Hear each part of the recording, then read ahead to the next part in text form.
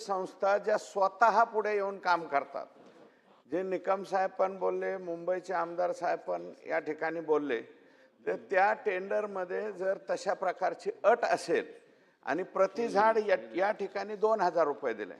अध्यक्ष महोदय, वृक्ष लागवड होत नाही असं नाही, वृक्ष लागवड भरपूर होती. फक्त वृक्ष संवर्धन हा आमचा छंद आहे, कोणीच म्हणत नाही. लागवड खड्डा तोच, फक्त पुढारी बदलतो, अशी परिस्थिती वृक्ष लागवडीच्या बाबतीत होती.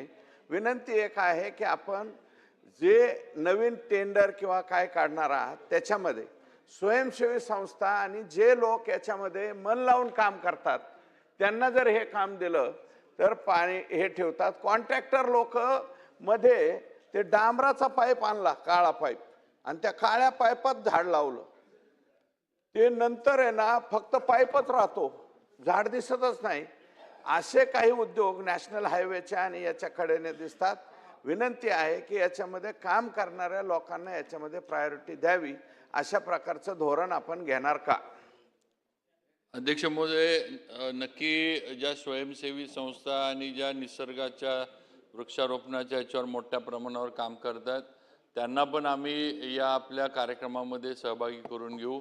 त्यांना त्याच्यामध्ये कसं बसवता येईल, कारण या संस्था नो प्रॉफिटच्या याच्यावर म्हणजे त्यातनं काय त्यांना निसर्ग टिकवणं, त्याचा ऱ्हास होऊ नये हाच प्रयत्न संस्थांचा असतो. हे मला पण चांगलं आणि आपल्याला सगळ्यांनाच माहीत आहे. नक्की या सगळ्या म्हणजे जी काही प्रक्रिया आहे टेंडरिंगची असेल किंवा आहे त्यामध्ये वृक्ष लागवडी करणाऱ्या स्वयंसेवी संस्था ज्या आहेत त्यांना आम्हाला कसं सामावून घेता येईल ह्याच्याबद्दल आम्ही नियमावली अध्यक्ष महोदय करू. ठीक.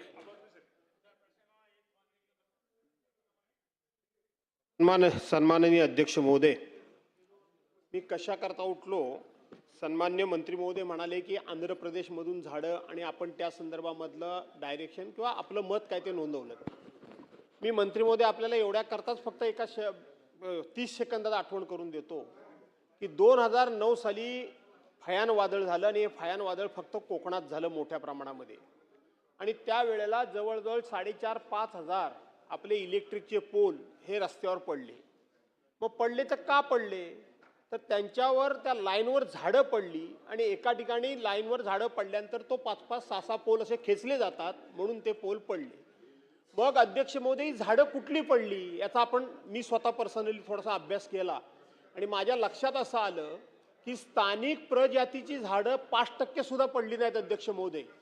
ही जी बाहेरची आपण आकेशिया, निलगिरी वगैरे सुबाबूळ बिबुळ जी परदेशातून झाडं पटकन वाढतात ते आणलेली आणि ती रस्त्याच्या कडेला वृक्षारोपण केलं, ती झाडं मोठ्या प्रमाणात पडली आणि त्यांनी खूप मोठं नुकसान केलं.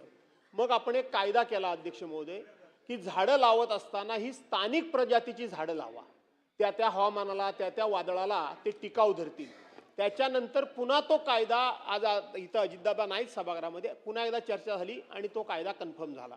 आणि म्हणून माझी विनंती एवढीच आहे की त्या त्या ठिकाणची स्थानिक प्रजातीची झाडं लावा की जेणेकरून ते वादळ येईल, वारा येईल, पाऊस येईल, या सगळ्याला तग धरतात, टिकाव धरतात.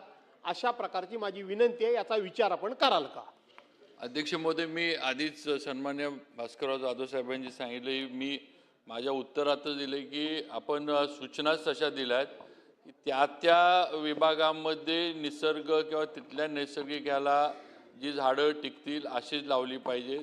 शोची झाडं, फॉरेनच्या ज्या काही म्हणजे नुसतं दिसायला चांगल्या वाटणाऱ्या अशा प्रजातीची झाडं लावू नयेत. उदाहरणार्थ कोकणामध्ये आता अध्यक्ष महोदय आपल्याला माहिती आहे की फणस असेल, जांभळं असतील, ही झाडं टिकतात. ही लगेच पावसाला वगैरे किंवा आंबा पण ही झाडं किती पाऊस आला किती वारं जरी आलं तरी ही झाडं हे होत नाहीत. कडुलिंबाची झाडं आहेत अध्यक्ष महोदय, ही पण टिकतात कारण त्याची पण वाढ लवकर होती. अशी अनेक आपल्या प्रजाती आहेत ज्या, आणि तसेच आपण सूचना अध्यक्ष महोदय दिल्या. प्रश्न क्रमांक 1, प्रश्न क्रमांक 41,209 राखून ठेवलेला. अध्यक्ष महोदय छापल्याप्रमाणे. अध्यक्ष महोदय,